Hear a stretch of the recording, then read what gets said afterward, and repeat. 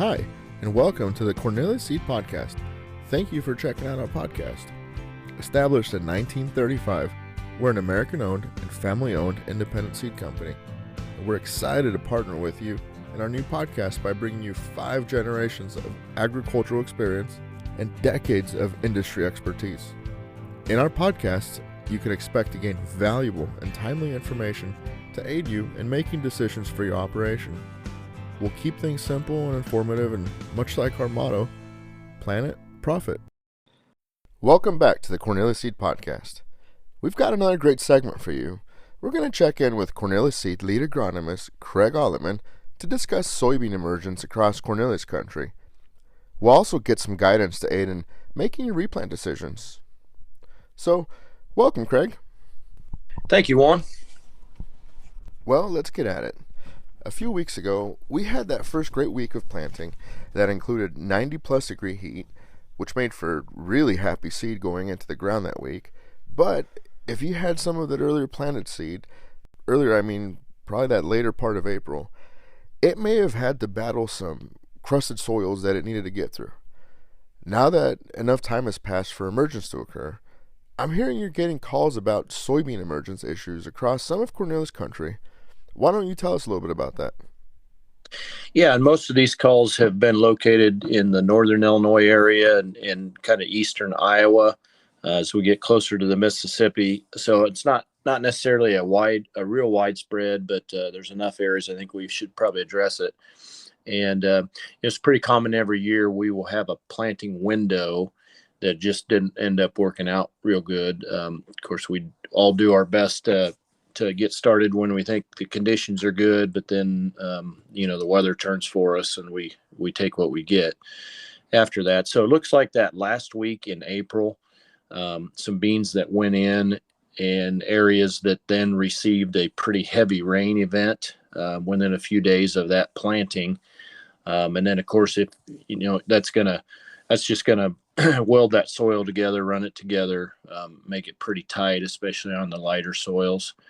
And then we got that 90-degree weather that second week in May, which was great if we were planting at that time period. But if in those soils where we had that heavy rain, that just went ahead and baked that top surface and it just made a pretty heavy, fairly thick crust. And that's been a real issue. I did spend some time on Monday in northern Illinois looking at several fields that were kind of a question mark of whether we should replant or not. Really, other than a couple of small fields at the end, we really determined that there was not a need to replant, but that's kind of what we wanted to discuss a little bit today is some of the factors that you take into account when you're thinking about replanting this time of the year. Everyone would agree, right? The first thing you do is go out there and check population, and not everybody does the same population. So what's a good general rule of thumb of what to look for as you're determining whether or not you should replant? Yeah, there's been a lot of good work done in most of the land grant universities. I look at a lot of the stuff from, of course, Iowa State, and then Purdue does a lot of good stuff in their corn and soybean book as well. But generally speaking, over the years, long-term studies, if you've got 80,000 plants per acre left out there in 30-inch rows, then you're at 100% yield potential. And so, you kind of think of that, well, that's not what I plant. Why don't I plant that? Well, you don't plant 80,000 because you could end up with 40 under a bad situation. But that is also taking into account that you planted those earlier when the calendar was much better. So, we look at that. So in that case, the fields I looked at up in northern Illinois on Monday, we were at 85,000 to 105 on some of these fields that we were concerned about.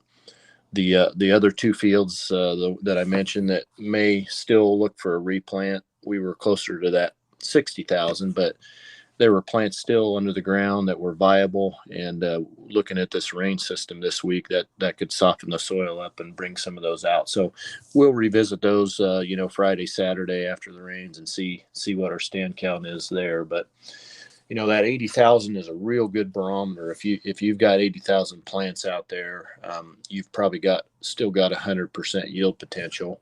The other thing we look at though is what are your gaps like in those rows. So we don't want to have huge gaps because that's going to leave too much space for those soybeans to compensate and fill that in and intercept sunlight in those areas. So, but a 2 foot skip, in your row there, you're still at 94% yield potential. And that's where having about 50% of that row showing those 2 foot skips. So those beans are going to really fill in and branch out that are beside those areas that don't have beans. And, we were seeing on Monday there, we were seeing at the most a foot and a half skip in a row, and we weren't seeing a lot of them. So that's just another factor that we look at when we get out there and determine what we're going to do with that field. You're looking at population, you're looking at your gaps. You're also probably going to look at some of the seed that has made it through. And as you're looking at it, how can you determine if the soybean that did make it through is done or not? I mean, I hear you often talk about soybeans being flexible, and so I'm just kind of curious how that ties into all this. Yeah, and we saw a lot of that Monday too. Soybeans. We've all seen soybeans that have struggled against crust, and either when we dig them up or even you've seen them come out of the ground and they broke the neck off.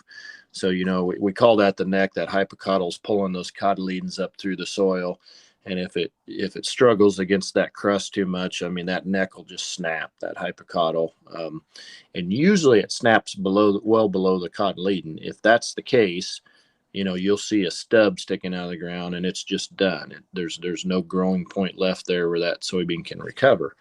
But Monday there, we were seeing a fair amount of plants that had the hypocotyl or the neck had come out of the ground, but it was so hard, and those the cotyledons had actually pulled off in the ground, but the plant was able to go ahead and flip out, and we had leaves leafing out at that cotyledon node. So, I would expect those plants to be viable and go ahead and survive. Normally, we would like that cotyledon to be there and feed that plant, until it got a little bit older, maybe to the first trifoliate level. But those leaves were out. They're going to intercept sunlight and photosynthesize and go ahead and recover in most cases. The studies, Iowa State did some work with that on a publication, how a soybean plant develops, if you've ever seen that one. And they would expect about an 8 or 9% yield loss out of those plants, but they'll still contribute to yield. And 65 bushel an acre, that's 5 bushel roughly. Right. But that's only on a few plants. So if you spread that across a field where you just have a few of those, you really don't have much of a loss there. So those need to be counted when you're doing a population count because they should remain viable. Okay, that's good info to tuck away as you check stands. As a side note, today we also put out an email blast of a timely agronomic newsletter you put out called Solutions for Your Field. This comes out just in time. There's a topic or an event that could affect your profitability. And I just wanted to take a moment to mention that anyone listening today can be on this list to receive this anytime it comes out. You may have seen it at some of our grower events when you sign up for the RSVP. You can also get on this list by going to our website, corneliusseed.com, and sending us a note by using the form that's located at the bottom of every single page. Now, back to the topics at hand. One of the last things I wanted to touch on, as you did in the newsletter I just mentioned, that relates to soybean emergence, is that halo effect that you've seen on some emerged soybeans. What can you tell us about it? Well, when we were doing our scouting, we were in a field that was not Cornelius Seed, and the particular company that was in that field, they use Elevo as their seed treatment to prevent SDS. We switched a couple years ago to Sultro. Our big decision there was the efficacy on both of the products we thought was equivalent.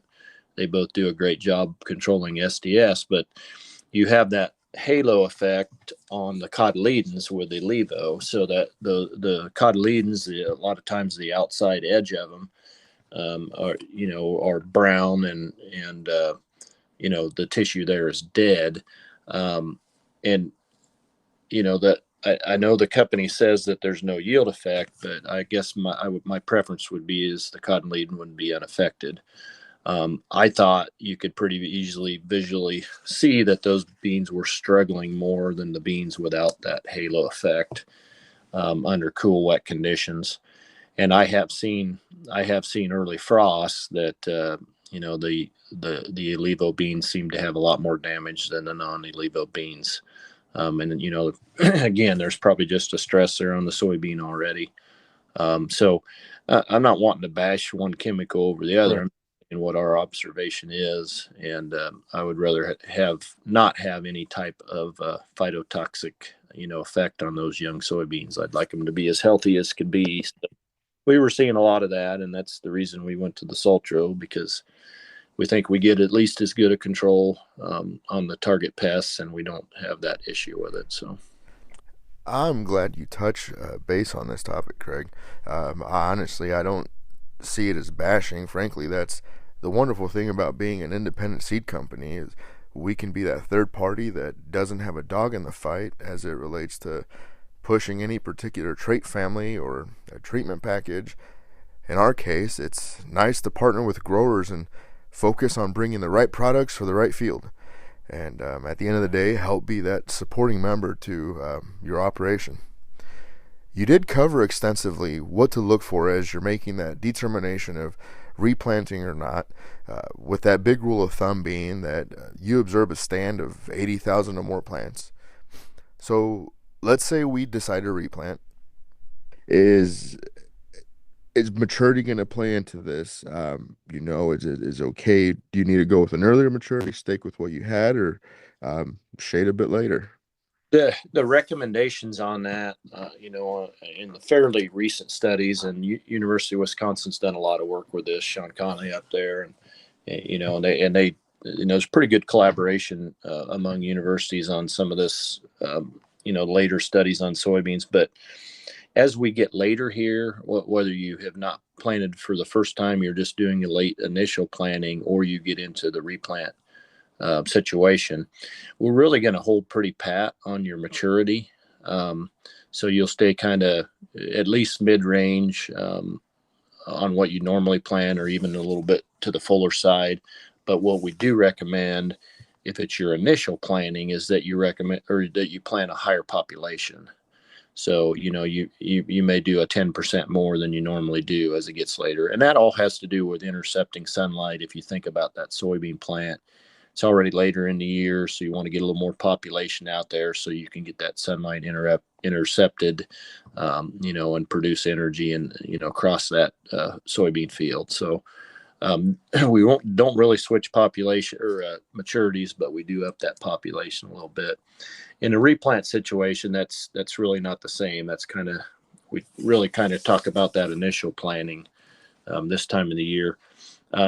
The other factor that we probably haven't talked about, if you're thinking about replanting, is as we approach May 30th here, you're looking at probably a 95% yield potential if you would tear a field up and start over at this time of the year. So, if you have 80,000 plants per acre out there, that's still 100% if it was planted in normal timing. And tearing it up and replanting, you're looking at having a less yield potential this time of the year than if you leave that kind of a stand. And some people will go spot some soybeans into a light stand. A lot of the studies that they've done, even with like a 65,000 plants per acre, if you spot that in, you won't necessarily increase any yield. So a lot of times it's, even though you don't have the stand you like, a lot of times it's good just to leave what you have, because soybeans will do a fantastic job of compensating and branching out and putting more pods per plant on when they have a thinner stand. Okay. Well, good. We'll make sure to link that. I know that you've got some great data behind some of these studies you talked about. So Well, Craig, I think that's about it. Anything else we need to touch on before we wrap up? Nope, I'm sure there's something else right around the corner that we'll visit about within a few days, but I think that's it for now, Juan. Great. Well, thanks, Craig, and you guys stay tuned for the next one. Have a good rest of your day.